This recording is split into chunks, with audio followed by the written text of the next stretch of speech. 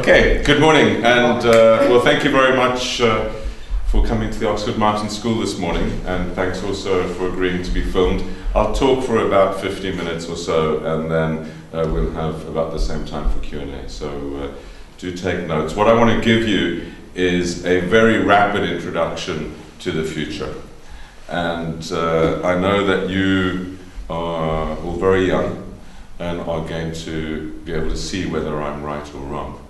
But the main point I want to make is that the future is extremely unpredictable. The best minds in the best institutions tend to get the future wrong. The heads of countries, really smart people, and really smart intelligence agencies do not see what's coming around the corner. And I'm a South African. I left South Africa in 1978, and I went back in 1994 to have the privilege of working in the government of Nelson Mandela. That was a dream come true, and I never thought it would happen in my lifetime. And it's taught me that really unexpected things happen, but they don't happen by accident. They happen because we create the future. That didn't happen because of something out of people's control. It happened because people took control over their own destinies and their own lives. So the main message I leave you with is take control over your own futures. You will make the futures what you want them to be. And that is a key message of trying to understand forecasting and prediction. So it's the case in politics, and it remains the case as much as it ever has been in the past, that we are unable to see what's going to come, and so our friends of today become our enemies of tomorrow, and vice versa. But this isn't only true in politics, it's equally true in technology. And so the great inventors famously don't see the inventions that are coming the next years. And this isn't only true over the past, but it is also true of the future. So it will get more the case in the future. The pace of change will accelerate, and I'll illustrate why. So Bill Gates, many others, didn't see what they were creating. And we don't know what we're creating now and what its impact will be. It's incredibly important that we don't assume that there's a group out there that knows what's going on, that's going to control the future. So I'm an economist. I was one of 20,000 PhD economists who tried to create global financial stability. We had the best data in the world, financial data, and the work that the IMF and the central banks and finance ministries have done is better than in other areas of economic life and of political life. There's a fantastic amount of data out there on finance. There's also a great institutional structure. The IMF, the BIS, the central banks, as you'll know from your country, the central banks print the money, the treasuries control the distribution of the money, and so they look after themselves first. They have the best people, the best PhDs, and they have the most resources. And yet this group of people was unable to see the financial crisis coming. And similarly, people with other responsibilities will not be able to see other systemic crises coming. So we are unable, even with all the data, to understand things. And why is this? Well, what I'd like to suggest and show you is that the world has changed fundamentally over the last 20 years. And what I think of as turbocharged globalization or super connectivity has entered our world. And this will be more so in the future. We will be more physically and virtually connected than ever before in history. Indeed, we'll be more connected than we have been for about 100,000 years when our ancestors left Eastern Africa. They lived in a pretty connected little community there. So we've gone around the world, and now we've come together. We've come together physically and virtually in a way that has not happened for an extremely long time. And that makes a fundamental difference to both the upside and the downside of our future. The upside is that we have, for the first time, this connectivity which will give us opportunity. And it gives us many things. I'm an economist, so I look at financial flows, and what you see here is that from about 1990, this time I illustrated, the level of flows has accelerated and is much higher. Very unstable, but still at much higher levels. So you see foreign direct investment, remittances, which is what migrants send back, aid flows and bond and equity flows, portfolio investment, has gone up dramatically. And this is true of trade flows as well. But any measure you look at of connectivity shows this acceleration. This is a restrictiveness index, the black line, and the red line is an openness index. And what you see is restrictiveness going down, openness going up for both the developed and emerging economies. This is another indicator of connectivity. This is how far do people live from a major city. And the yellow is less than 2 hours. What you see, the world is closer. Over 2/3 of the world population now, less than 2 hours from a big city. And you can look at lots of other measures of connectivity. Urbanization, of course, is an example of physical connectivity. And what you see is this rapid urbanization around the world. People are more connected now than ever before. They are closer physically than ever before. What you also see from this relationship between agglomeration or proximity and income is that when people are closer, they get wealthier. Now this is an incredibly important phenomenon. It's about what creates ideas. It's about what creates civilization, what creates change in the world. It's when people come together and share ideas. And when educated people come together and share ideas with those that they haven't been in contact with for a very long time, this leapfrogs. So when you in your cities and your societies have been developing ideas over generations, and some other group have been doing the same, and you come together, suddenly you swap all your learning and all your experience, and you leapfrog. And this, of course, has been the experience around the world. Now, the amazing thing about this time we live in is that this is becoming globalized in a way that never was before. So people in poor villages around the world can get connected in ways that were unimaginable only 20 years ago. So this is a quite extraordinary change in the way of connectivity. And when you combine that with over 500 million people getting educated for the first time over this past decade, and again in the next decade, you begin to get a sense of the potential. People who are educated, meeting each other physically and virtually, and of course what they have in their societies is not only ideas, but also their ways to make ideas happen, and the opportunities why you want to do it. So whether it is that you're looking for money to start a business, or inputs, pieces of equipment, or someone to sell your goods and services to, a marketing opportunity, or someone to help, be it a poor person as a doctor or as a teacher. The opportunities are greater than ever before. So this is extraordinary coming together, and in this period what we've seen is a new renaissance. This is a period of renaissance, meaning an explosion of creativity, an explosion of opportunity. This happened about 1,000 years ago when Islamic and Christian civilizations met each other, when people had great migrations and came together. But that was short-lived. And of course the key question we have to ask ourselves now is this renaissance we're going through at the moment going to last, or is this a short-term phenomenon? Where does it go to over the coming decades? What you see in this simple graphic is a relationship between income growth and population growth. And what you see as well is this exponential growth rate on income. So although population has grown faster than ever before, for the first time in history, income growth has sustainably exceeded population growth. And this has allowed extraordinary progress in the world, such as our forefathers have never seen. So while you're in Oxford, how long are you here for?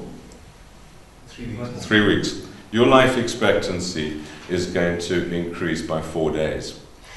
So this is a most extraordinary story. It's a story about you learning and the world learning about public health, and other developments. Don't smoke, don't drive fast cars into trees without wearing safety belts, and don't do the things that are bad for you. But it's also about what's happening in the labs, and I'll give you some sense of what's happening in the labs here and around the world that are going to make us live longer and are making us live longer. So life expectancy took from the Stone Age to the 1980s to have an average of 20-year increase in life expectancy, and this has happened in our lifetimes. Illiteracy, the number of people that can read or write, has gone down by about a half, from about 50% to a quarter of the world's population. And the number of absolutely poor people, which the World Bank defines as the numbers under $1 a day, has gone down by about 300 million, despite the world's population increasing by about 2 billion. So this is the most extraordinary time. Development has happened at a pace which is unprecedented in history. Now, this has allowed people to come into the market, to be developed, to get ideas that was unimagined before. But the key question is, will it benefit everyone? Will it really be an inclusive globalization which benefits everyone, or will there be the bottom billion, the billion people left out, either by geography, by kleptomanic governments, or for other reasons? And this issue of growing inequality, of those that have benefited and those that have lost out, is absolutely a central issue of our time. I'm not going to focus on it today because it's not the key issue that I'm going to be dealing with. I want to deal with other dimensions of globalization. But clearly, this is a very, very important question. So, inequality is projected on current trends to be carrying on going up. And we need to worry a lot about this and think about how we can create a more inclusive globalization. We also need to worry about one other key dimension of globalization, and that's this: systemic risk. The wonderful thing about globalization and integration, this connectivity, is that it creates an opportunity for super creativity, for super progress. But it also creates the conditions for the spread of very bad things very quickly, in new and complex ways. So integration is good. Interdependency can be extremely dangerous. And balancing this question of how you benefit from the upside of integration, but build resilience and manage the downside, is key. If we cannot do this, if we cannot manage the downside, we will find a very negative reaction against globalization, and perhaps a downward spiral, where these gains are lost. Because the things that hit us through globalization become more and more dangerous. What sort of things? Well, one can imagine, for example, terrorism and cyber attacks, or pandemics, or another financial crisis, but worse, and we've lost all our ammunition in fighting the first. There are many different ways in which this contagion can spread in ways that could be extremely destabilizing and uncomfortable. So let me focus first on some of the mega trends, the economic and demographic trends, and then I'll talk about technology, and then I'll talk about risk management, and I'll end with some general lessons. When we think forward about the demographic challenges, what's quite astounding is that for only 40 years out, 2050, there's an enormous level of lack of knowledge as to what the population will be. There's a range of uncertainty of about 4 billion people. The demographers are not sure, the UN demographers, whether we're going to have 12 billion people or 8 billion people on the planet. Now that makes an enormous difference. There are about 7 billion people now. So it's a very significant increase, about a third of uncertainty. That makes a big difference for everything you think about, whether it be climate change, markets for goods and services, or other areas. If you go through the different regions, it's very clear that all regions' growth rates are coming down, and some dramatically. Now, when you think about what's going to influence demographic change, the two key drivers are going to be population, life expectancy, called longevity and fertility. And let me just quickly dwell on two. I mentioned to you that your life expectancy is going to increase by about 4 days while you're here in Oxford. So this is about 2 years per decade. That's where I got the number from, about 20% life expectancy is the current general world trend converging around that. I actually happen to think it's conservative for reasons which will become apparent when I talk about some of the technological progress that we should expect. But that's a relatively stable and converging factor, except, of course, for some areas which are extremely worrying exceptions, like Southern Africa, due to HIV/AIDS, where life expectancy has gone down by more than this rate due to HIV/AIDS. But that is the exception. The dramatic story is plummeting fertility around the world. This is not only the rich countries, this is actually now mainly emerging markets. The 7 countries in the world with lowest fertility are emerging markets. When women get educated, when they get jobs, when they move to cities, fertility plummets. The benefits of having a child decline. Think of a child to look after your goats in your countryside or to help you in the fields, that's gone. And the benefit that they will look after you in your old age is going because they are becoming more and more selfish and focused on their own lives. And the costs of having a child in terms of accommodation in an urban apartment, school, education, and everything else is going up. So people are deciding to have less and less children. Now this is a very dramatic tendency and is driving much more aggressively than the expectancy on life. What happens when you get this is you have to remove from your minds this idea of population pyramids and focus your minds on population coffin shapes, inverted pyramids, where the number of elderly far exceeds the number of youth. This has dramatic implications for many different things that you may think about. Obviously, it has dramatic implications for public and private finances. People will need to save much more because they will live much longer and they cannot expect the state to look after them in their old age. The idea that governments will pay your pensions, your social security, your health costs while you're well into your 90s is an idea of the past. Governments are bankrupt. They cannot do that, and they will become more bankrupt as they face these fiscal and other burdens. Private pensions and private companies will also, which was a major area of savings, particularly for skilled people in the past, will also decline. The private companies' pension schemes are increasingly unable to sustain this sort of thing. And we cannot expect that taxes will go up even further, but the youth will have a massive burden of taxes. They'll be paying 40, 50, 60% taxes. Of course, the elderly are the majority, so they will control the rules. They will set the tax rates. The youth will be frustrated. The elderly also need to look after their jobs. So they abolish retirement ages. They will extend their working age well into their 80s.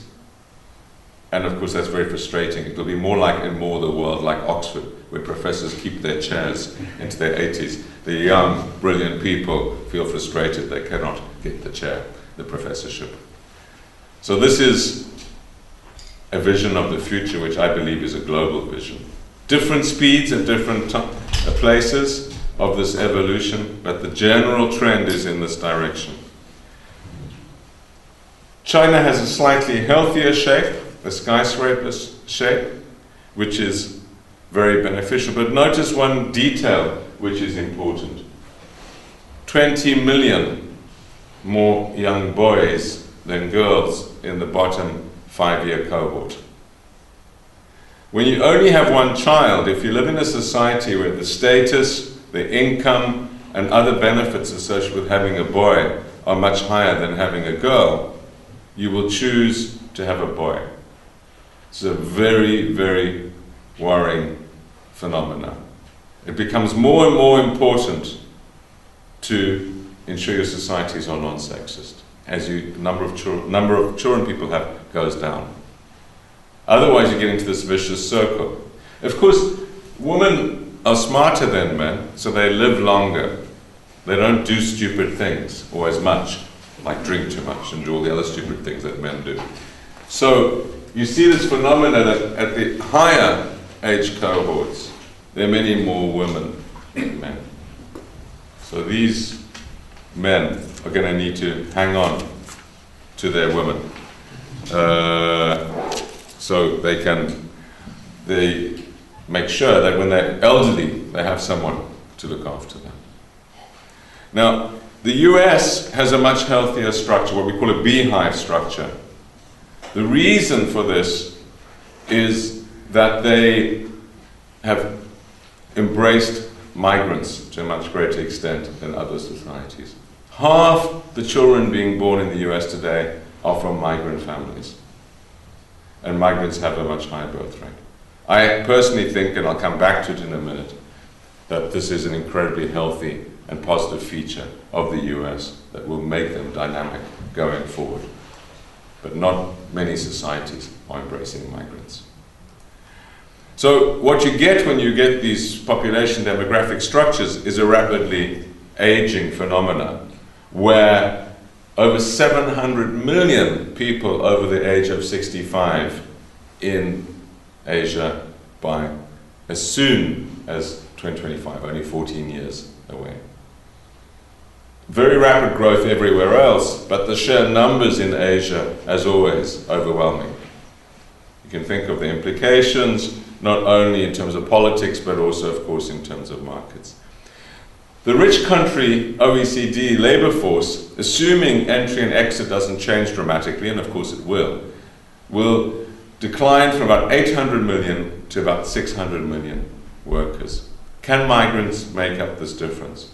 Well, even if there were 100 million migrants, which is about 5 times the current level of migrants, it would still not begin to compensate for this. I believe that migration is incredibly important, and I've just done this book, which came out last week, which is basically telling the story how migration has always been and will be the driving force of dynamism in societies, and that we need to change our attitudes about migration. So this is, I believe, an incredibly important reason to renew and refresh our attitudes about migration, because both at skilled and unskilled level we'll need many more in the future to keep our society stable and dynamic. But even if we did that, we're still not going to compensate for these big structural changes. Now, behind a lot of this is also this continuing phenomena of the emerging markets growing at 2 to 3 times the rates of the old OECD economies. This is a stable trend. Indeed, it's become more stable as a result of the financial crisis. Why? Because these emerging markets understood and digested the lessons of previous failure, of the Asian crisis of '97, of the oil crises of the 1970s, and of other previous negative experiences. They didn't want any more the IMF and World Bank breathing down their necks. They wanted macro independence and stability, and they found it by adopting sound macro policies and also keeping some controls on capital movements and other dimensions. Of course, the countries that were doing all the preaching, the US, Europe, who were telling the emerging markets what to do, they didn't walk the talk. Now they're all bankrupt. So these countries will grow even more slowly than we had projected. They will grow at 1-2%. The emerging markets will grow on average at 5%. This is a very stable trend. China will continue to grow at over 8%. At this rate, China doubles its income about every 10 years. India, not far behind. At this rate, China becomes the biggest economy in the world pretty quickly. When you compound these growth rates on per capita income going out, you see that China reaches $35,000 per capita by 2050. That's the per capita income of many southern European countries. It's a very middle class level of income. India, because it has slower growth rates, reaches about 10,000 or around there, but also a very much higher level than currently. The key question is, does everyone benefit, or is this just an average that masks widening disparity? Behind this growth rate, and you see this across all the big emerging markets, one has to know that when you reach this level of income growth, you maximize your consumption of everything. Your consumption of cars, your consumption of fridges, of electrical appliances, of clothing, of food. And so we should expect an explosion not only of the middle class, over 1 billion new middle class consumers coming in over the next 10 years, but also of consumption. And with that, of course, of energy use. So this is the most dangerous period, the most important period to get round the relationship between income growth and energy growth, but also other things, food, water, land, and all the other consumption goods. We could imagine a future at these levels of income of equal affluence, where people basically have enough to live well in harmony with the planet. But we can also imagine a disastrous future where these levels of consumption translate into increasing disequilibrium in many areas, on food prices, on water degradation, and on energy. We need technology change to help us, but we also need to understand that the technology change is going to have to be even more rapid. The things we thought were cool 10 years ago are no longer so, and we think new things are cool. But these things that we now think we need to have will be completely redundant in even more rapid period of time. This pace of change will grow more rapid because we're going to have more geniuses in the world, more creativity in the world, people connected with capital and markets changing the world more rapidly, coming up with products and services. And what we have to hope is that they do that in a way that will problem solve for the world. Not only create consumer goods, which we can make redundant more and more quickly, but actually do things which are incredibly useful and productive for the world. Behind this is Moore's law. Moore in 1965 predicted that computing power would double every 2 years or so. He was pessimistic because actually it's doubling every year for the same price. He was also pessimistic because he thought it would run out of steam after about 2 generations of doubling. It's actually carried on many more generations. And if you speak to the people up the road here in the computer engineering labs, they believe this is stable for at least another 20 years. In fact, then it might get into another leapfrogging, which is quantum, which will be even more rapid. You notice that this curve is indeed steepening. 2 billion transistors now on something the size of a pinhead and growing every year, doubling every year. What do we do with this? How do we make this effective? How do we make it effective for global problem solving is a key question. The amount of information being added to digitally in the world is doubling at the moment, about every 8 months, but it's an exponential growth rate. The storage capacity is doubling even more rapidly.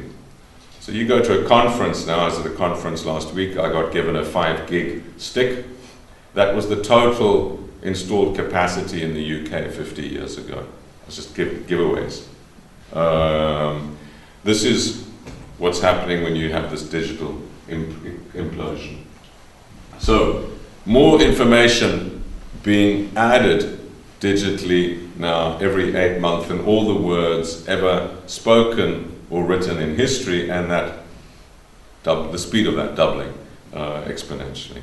So extraordinary avalanche of information at our fingertips. How do we access it? How do we make it useful and help us to be more effective in problem solving? So one trend is digital speed, with Moore's law behind it driving many different things. The other is miniaturization, where we move to the invisible in construction. We move to the dimension of nano. This is from our nano lab, 200 meters from here. What you see at the speed of 44 billionths of a second is a nano needle going through a cell membrane, which is 18 billionths of a meter in diameter. What we're trying to develop is nano carbon fiber needles, which will deliver chemo and other therapies to individual cells in the body for new cures for cancer.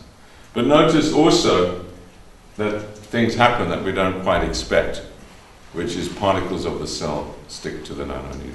So trying to understand this, trying to understand the multidimensionality of this is one of the things we try and do here. The Oxford Martin School brings together people across the university in interdisciplinary teams.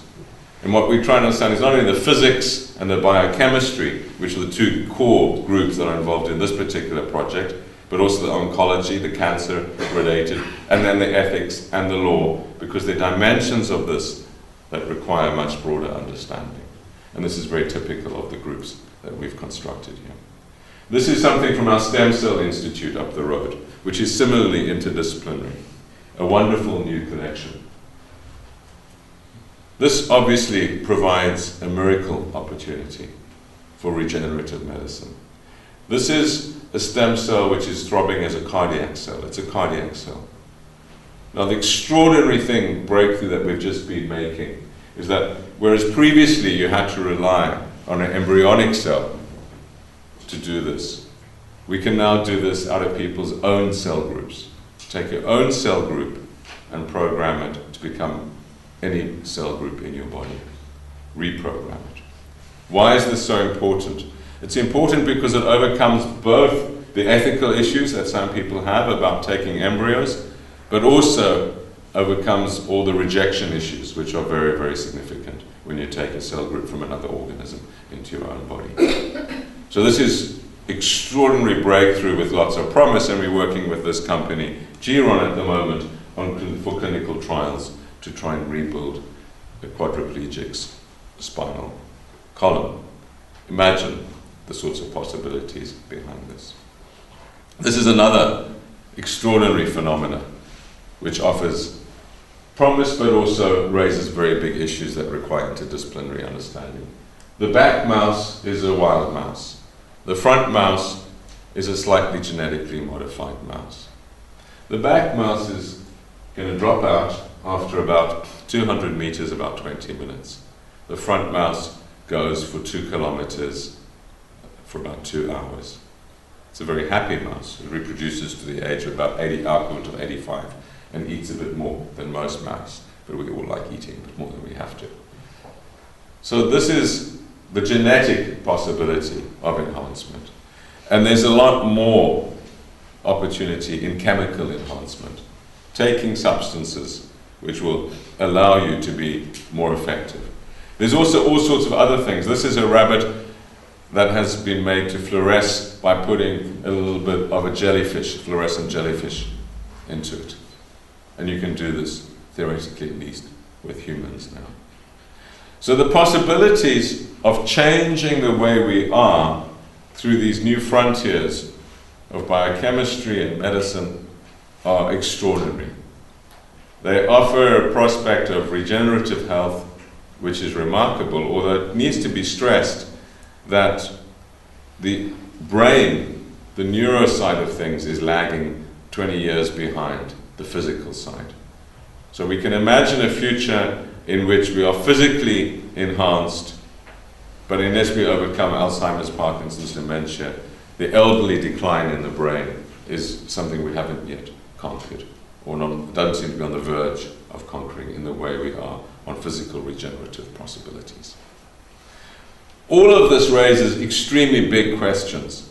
It raises big questions about the ethics. Should people be enhanced? Are we going for new eugenics, where societies that can afford it actually physically hardwire people to be better than others? Who's going to have access? It's difficult to imagine that the National Health Service in England would do any of this, let alone in a poor country. But maybe the Swiss would be able to afford it, or the Monaco population. So this is important because it's not only about physical, but also about mental and capability, concentration and other capabilities that we're on the verge of controlling in a greater way than in the past. So we need to have a much better understanding of this. We need to develop an ethical framework for managing and a legal framework. We're moving into a world where we change the world we're in to a much greater degree than ever in history. an anthropogenic world, a world of the Anthropogene. When we think about this world, it's very difficult to use the past as an indicator of the future. The world, because of the super connectivity, the super creativity, is changing in a very deep and fundamental way. And so our assumptions need to change with it. The way that people tend to manage risk in the past was to do surveys. This is rubbish. I would just throw the next survey you get sent in the rubbish bin, because it's basically asking you, what did you read in today's website? It's not telling you what's going to happen tomorrow. We can also draw these risk curves. This is what insurance firms do. And you can do them for anything. You measure probability and impact. The problem is that the long tail of very low probability, very uncertain and high impact is wagging. It's unstable. It's more and more unstable. And so we don't actually know what's really going to hit us. And we don't know how to measure it. So this is the world that we need to get on top of. What we need to appreciate, particularly in this world, is this question of the global commons. Globalization has advanced at an unprecedented rate. We are super connected and super integrated in a way that we never have been in history. And yet our management structures remain individualized and national. There is no global management to speak of. And this is the biggest challenge we face. And what we have is this tragedy of the commons, as we've seen with the collapse of fishing. This is North Atlantic cod, where the rational actions for individuals, the individual fishermen going out to fish, the rational actions for countries allowing their people or helping their people to fish, when you aggregate them, lead to disastrous consequences for the world as a whole and for that particular system. But it's rational in its decision-making structure. You see this with tuna now. You can go to the fish market in Tokyo and buy a tuna for $350,000, the bluefin tuna. This is rational. It's the market expressing itself. Next year, maybe the price will be $1 million. More and more fishermen will go hunting it, and then there'll be no tuna left. You need structures to manage global resources. You need global management, but we don't have that. This is a project that I was involved in, that I have scars on my back from. Again, the 7 countries that shared this ocean were doing the rational thing. They were drawing out water to feed their people, to export their crops. Collectively, it was a disaster. This is the Aral Sea, which is no more. There are similar lessons to be learned on climate change. What we're doing might be rational for individuals, but collectively it's a disaster. We know that carbon dioxide emissions are growing at an extremely rapid rate, and this inflection point I talked about, where the conversion of income growth to consumption growth is going to accelerate this over the coming decade as people consume more and more energy. So I'm pessimistic. I believe that we're doing too little too late, and therefore we're going to be at the top range of the IPCC and other forecasts on climate change, with enormous consequences, particularly for poor people in poor countries that don't have the resources to just buy another air conditioning or whatever they're going to do. So this is extremely important. We have to make sure that we dramatically cut our carbon emissions to about 2 tons per capita per year. But we have to do this without sacrificing development. We cannot say to poor people in poor countries, sorry, the atmosphere is full, we've taken 200 years to fill it, but now it's full, there's no more development opportunity in the world. That is a totally irrational, unethical, and won't work politically point to take. So we have to find a new way of doing this. We have to find a way of controlling climate and simultaneously allowing people not only the development prospects we've had, but better ones, because we believe, as I do, that for the first time in history, we can actually eradicate poverty and disease in the world. So how is this going to be done? It has to be done through super accelerated creativity on technology, but also institutional change and behavior change. It has to happen for all of us. In many cases, the technologies actually exist. They're ready. We know how to do this, but but we're not changing our behavior, we're not changing our economic systems, we're not changing our institutional systems to allow it to happen. So there needs to be much greater pressure, there needs to be much greater political activity in this regard. It's not, I think, a failure of imagination on technology. That is accelerating rapidly.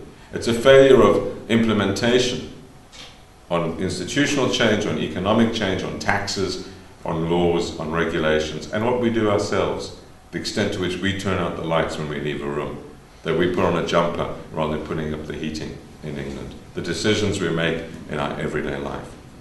But we need to be helped in this, and some of the technologies we're developing will allow us to do this. This is from our group on getting carbon out of energy systems, which is a big interdisciplinary group here in Oxford, in the Oxford Martin School.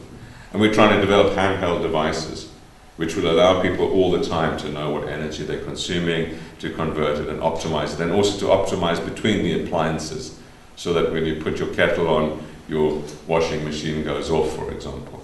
So you don't have to build another power station to meet the peak load. We're also looking at this very controversial area, which is geoengineering. Is it possible to imagine that we'll suck some carbon out of the atmosphere, but not as a substitute for doing the right thing, but to help and particularly to support us in a plan B?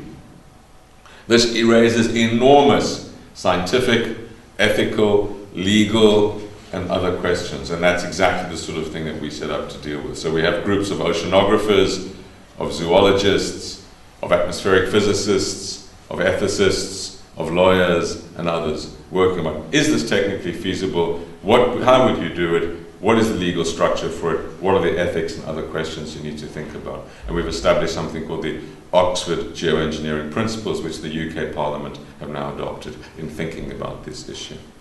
And of course, we need to push aggressively on the technology front. So we're trying to develop photovoltaics that are cheaper than coal at point of consumption, and we think we're almost there. Moving from climate change as perhaps the biggest thing we need to worry about on the risk side, to another byproduct of globalization that's going to accelerate, which is pandemics. We forget that pandemics have always been the biggest killers of humanity. We become arrogant and complacent that we can match this challenge. But the very conditions that spread globalization's benefits also spread the risks associated with pandemics, connectivity. We need to develop the drugs that will help us meet this challenge, like Tamiflu, and work out the strategies of how you would distribute them. Do you give them to everyone quickly? Do you hold them back and just give them to the health workers? Those sorts of questions. And we also need to be aware that perhaps the biggest challenge isn't the pandemics we know, but the pandemics we don't know, particularly those that are created by people. The wonderful thing about Moore's law on computing is that it's led to a range of new applications which are very, very beneficial to humanity. But it's also led to many of these having being two-edged swords, being both beneficial and worrying. And this is true of DNA synthesizing, for example. So the cost of DNA synthesizing is coming down exponentially with Moore's law. But this means that for a decreasing amount of money, you can build very nasty DNA synthesized products. Indeed, there's even mail order on some of the components of these. This is very worrying, because do people begin to have the capability to build a smallpox or Ebola or others? And so the irony of this period of globalization is that these technologies are wonderfully liberating and could solve the problems, but they also have the potential to create the problems that we will face in the future. And managing the upside and mitigating against the downside is absolutely key. We need to be aware that it's the individual now, not the nation state, that could pose the biggest challenge to globalization, or small groups of individuals. We need to think about the power that individuals have in a global society. Conflict and governance are no more pressing now in many ways than they have been for a long time. The threat of nuclear disaster is there. There are areas where nuclear catastrophe could happen. and there are the old conflicts. But the new dimension, which I believe we need to think more and more about and are ignoring, is this bizarre return of piracy. By that I mean small groups of individuals using a combination of new and old technologies, machetes and GPS, able to strangle the complex networks of globalization. And this is on cyber, this could be on bioterrorism, it certainly could be in finance and other areas. So you have this phenomena that individuals or small groups of individuals becoming more and more powerful and able to grab and choke globalization. So we need to understand these systemic links. We need to understand how the pieces of this puzzle fit together, and also that there's no one who's managing it. These institutions are fossilized, these global institutions. They were a product of previous crises. As we've seen, I think, with the financial crisis, they are unfit for 21st century purpose. They need to be evolved. We need to ensure that they're more representative. We need to ensure that they are reskilled. But in many ways, these discussions about how many board seats different countries have and some of the detail is, in my view, a bit like rearranging the deck chairs on the Titanic. If these institutions are not centrally focused on the big challenges of the 21st century, if they don't have the skills and the capability to manage it, as we've seen with the financial crisis, no matter how good and how well staffed and how democratic the governance structure, they're not going to respond. We need to make those changes. They are important, but they're not enough.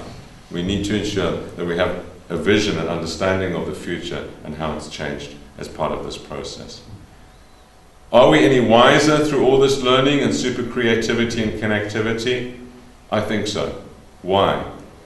Because for the first time, we realize that we are connected. This is my genome, which I recently did. It shows unequivocally that I'm from East Africa, as are we all. This, I believe, will change the way we see ourselves and that we connect. People from over 100 countries gave money to the Haiti earthquake within a week of the earthquake happening. This is new. This is about people identifying as a common humanity, not only having the means technologically to do something about it, e-giving or whatever, but also feeling about it. Why did someone from Kazakhstan give money to Haiti? They knew about it, they had the means to do it, but they cared. And this is new, this global community that we're creating. Through new technologies, through the connectivity that's virtual, but also through travel, through an understanding. So I believe individuals do change the way that they see the world and are beginning to comprehend that common problem solving is necessary, that nation states will not deal with these problems. So the future, I think, could be different if we grab this opportunity. We need to understand this connectivity, and we need to build resilience against the weaknesses. We need to understand how we are linked together, what the key nodes are, and that this extraordinary bundle of humanity and our systems is incredibly robust, but also that it's very weak. We are only as strong as our weakest links, as a civilization, as progress. And we need to ensure that this inclusive globalization brings people in. There's not going to be a big brother out there looking after this for us. As we saw with the financial crisis, there's no one who really understands what's going on. We thought that the SEC, the Treasury, the Fed, and the other institutions in the US knew what they were doing. We thought that the good thing about Hank Paulson, who had been the chief executive of Goldman Sachs, becoming Treasury Secretary, was at least he understood banking. But when you read his testimony to the Congress, he says, I didn't know what was going on. These structures are evolving, these technologies are evolving much more rapidly than any management capability. And we need to appreciate that it's going to require a new type of support structure. So this innovation is overwhelming institutional and governance capability. It's overwhelming the ability of nation states to manage in different areas. We also need to be aware that homogenization of management systems is contributing to the problem. The MBA, ubiquitous around the world, about 500,000 people at any one time doing the same MBA with the same sorts of case studies, all doing just-in-time, mark-to-market. Sweat your assets. Whether it's your capital on a bank balance sheet, whether it's your spare parts in a factory, whether it's your oxygen bottles in a hospital, sweat your assets. Cut down your reserves, become lean and mean, and take away your suppleness, take away your flexibility. When the crisis hits, we are more tightly interwoven than ever before. So we need to begin to see resilience as an asset, not as a liability. We need to be able to appreciate that some redundancy in the system is actually a very good thing. Some capability for flex is very good, because there will be more and more surprises. We need to be ready for them if we want to be resilient. We need to create sustainable growth, not just short-term quick wins, whether it's in a company, on a balance sheet of a bank, or the balance sheet of a country. Cutting back infrastructure spending, cutting back education spending might help your budget in the short term. It's a recipe for disaster in terms of long-term competitiveness. So these things need to be seen in a more holistic fashion. We need to learn the lessons of what it takes to be resilient and to be able to have an inclusive globalization. The extraordinary thing about this time, as I've said, is this renaissance of opportunity, this explosion of education and connectivity. This, I believe, will bring an opportunity for problem solving, for creativity, for the development of good things in the way that it was in the big renaissances of the past. Extraordinary possibility for progressive change in the world. We have a possibility of a bright future.